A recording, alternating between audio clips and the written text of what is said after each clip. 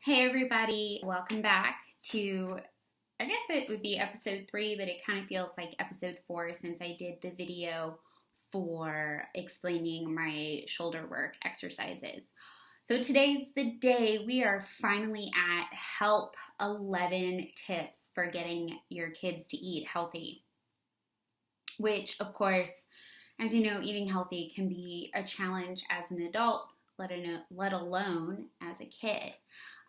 So I'm on CNN, and so if I'm looking off kind of to the side, it's because I'm on the website here, just going through it real fast. So this is an article by Kelly Wallace. It was updated Wednesday, September 20th of this year. And so basically, it's just advice that she got from mom bloggers and podcast people and nutritionists and others who really work on getting their kids, or advice for parents to get their kids to incorporate healthier foods in their diet. So the first thing that she talks about is the do nots. And Agatha Achindu, who has Yummy Spoonfuls organic baby food, said that really limiting the amount of sugar that your kid eats is one thing that you can do to help get your kids to stay healthy and eat healthy. So it's limiting soda and sugary drinks, reading labels, and trying to avoid buying anything that doesn't have added sugar. But it is really important to note that, you're not going to have control over that if they go over to a friend's house and there's soda and pizza and, they're 10 and they're enjoying that birthday party with cake and cookies and ice cream and stuff like that. However, it's an out of sight, out of mind. If it's not there, they're not necessarily going to eat it.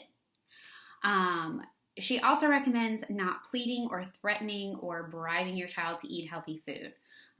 If you eat this broccoli, I'm going to give you a cookie. That doesn't really work.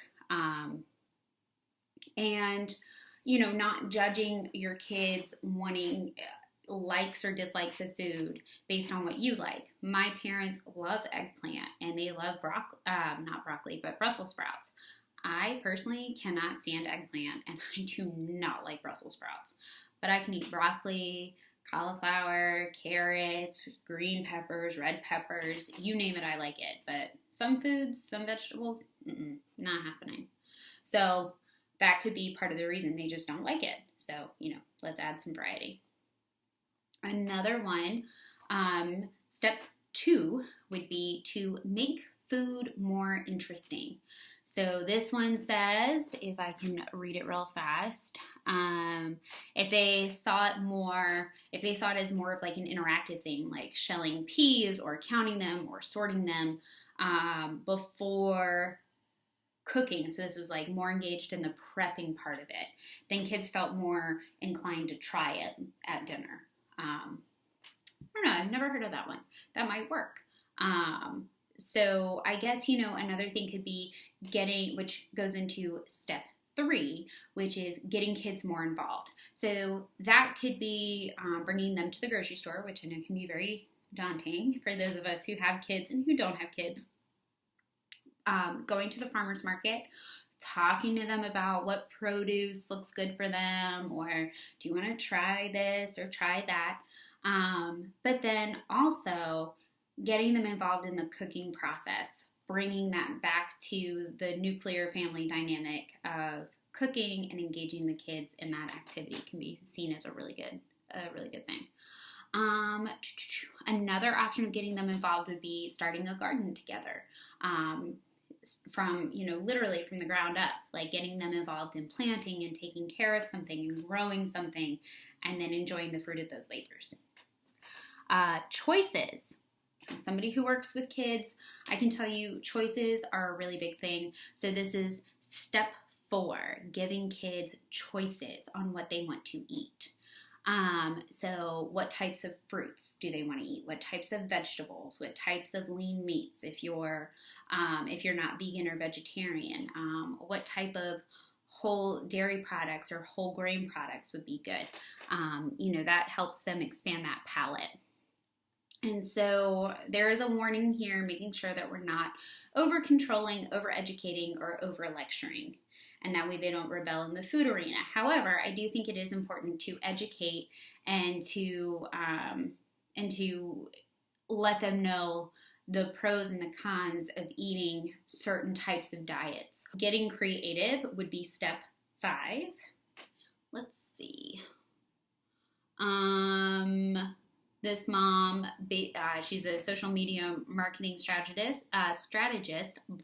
Cannot talk today. She just said, she basically didn't want to have to fight with her kid, and so she started juicing.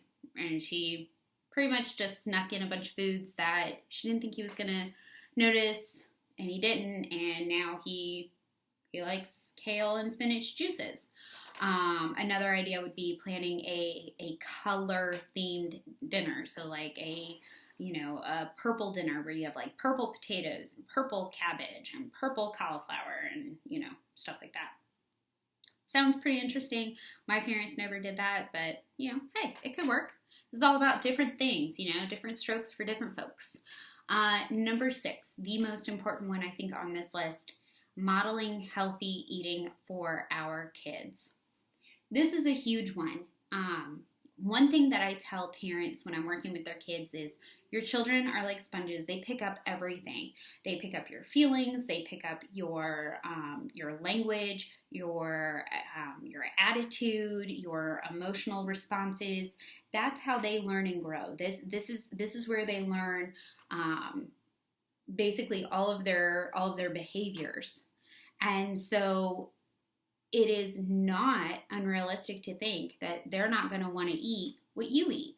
So if you're eating pizzas and McDonald's and Burger King and Taco Bell and, Chicken Express and all these other fast foods, or you're heavy on the, Alfredos and the, Alfredo sauces and the extra cheeses and the extra fat and the extra calories, not the nutrient-dense foods, well, that's what your kids are going to learn to crave. That's what they're going to want to have. So really what we need to do is, and I completely agree with this, is just start modeling those small changes, incorporating more fruits and vegetables, not ordering fries necessarily with your burger every time you go out, but maybe ordering, a side of broccoli, or sharing a fry instead of, you getting one and your husband getting one, or, your partner, whomever, and dividing it up that way, demonstrating some of those healthier eating habits, limiting the amount of soda, drinking more water, that type of thing. That tends to be pretty good.